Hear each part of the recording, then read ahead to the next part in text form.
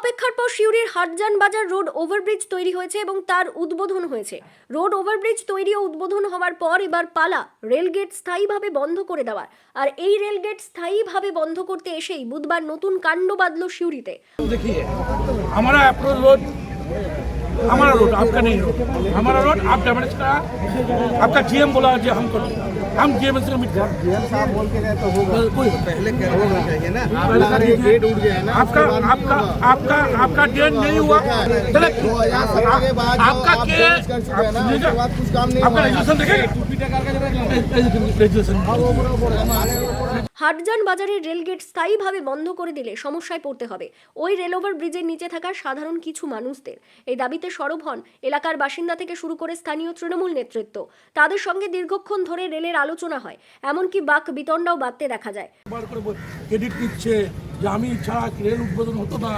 আপনি কাজ পুরো হতে পারে কাজ বাকি আছে যেগুলো মানুষের প্রয়োজনীয়তা যে কাজগুলো হলে নিঃসন্দেহে মানুষ কেন আটকাবে, পাবলিক কেন আটকাবে? পাবলিকের তো যাওয়া আসা রাস্তাটা যে থাকে তাহলে তো পাবলিকের কোনো ব্যাপার নাই, পাবলিকের কোনো বিষয়ই থাকছে না। আমরা কাজ আটকানোর পক্ষে নয়।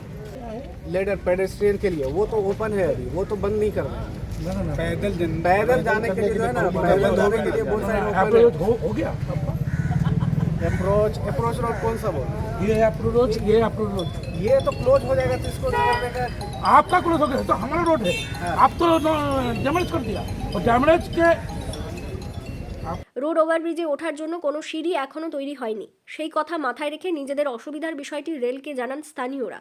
আর এরপরই রেল স্থায়ীভাবে ওই রেলগেট বন্ধ করে দেওয়ার ক্ষেত্রে পিছু হটতে বাধ্য হয়। সাময়িকভাবে যে সিদ্ধান্ত নেওয়া হয়েছে তাতে পথ চলতি মানুষ থেকে শুরু করে সাইকেল এবং মোটর সাইকেল যাতায়াত করতে পারবে ওই রেলগেট দিয়ে, তবে ভারী ও বড় যানবাহন চলাচল করতে পারবে না। সিদ্ধান্ত হলো যে আমাকে এসডিও সাহেব ফোন করেছিল এবং ওনারা যে এখানে রেলটা মানে বন্ধ করতে চাচ্ছেন, মানে আমাদের রেল গেটটা পার্মানেন্টলি, আমরা ওনাদের কাছে রিকোয়েস্ট করলাম যে এই এলাকা মানুষের দুটো বস্তি আছে যাদের এই রাস্তাটা হচ্ছে মেন রাস্তা এবং উপরে কোনো ফুটপাথ নাই, অ্যাক্সিডেন্ট হওয়ার চান্স প্রবল। আপনারা এখনও সিঁড়ি তৈরি করেন নাই, মানুষ যে যাবে তার কোনো প্রভিশন রাখেন নাই, তাই মানুষ যাতে মোটরসাইকেল সাইকেল এবং হেঁটে যেতে পারে তার প্রভিশন আপনাদের রাখতে হবে। ওনারা কথা দিলেন যে আমরা এখান থেকে বাইক মোটরসাইকেল এবং সাইকেল যাওয়ার ব্যবস্থা করব এবং তারপর ক্লোজ করব, এটা ওনাদের কথা দিলেন। অন্যদিকে রেলগেট বন্ধ করাকে নিয়ে তৃণমূলের তরফ থেকে খোঁচা দেওয়া হয় বিজেপিকে। উদ্বোধন হয়ে গেল, ব্রিজটা 1 মাস পার হয়ে গেছে, এখন পর্যন্ত লাইট জ্বলছে না, একটা সাইডে লাইট পুরো বন্ধ, সব জায়গায় পোলও বসে নাই। যিনি ভূমিপুত্র মনে করেন নিজেকে, যিনি নিজেকে ভূমিপুত্র বলেছেন এবং যিনি বলেন তার কথাই ব্রিজ উদ্বোধন হয়েছে, ব্রিজ চলাচলে যুক্ত হয়েছে, সেই ভদ্রলোকের কাছে আমার অনুরোধ, আপনার যদি এতই ক্ষমতা থাকে রেলের এই গেটটা আপনি খুলে দিন মানুষের সাথে।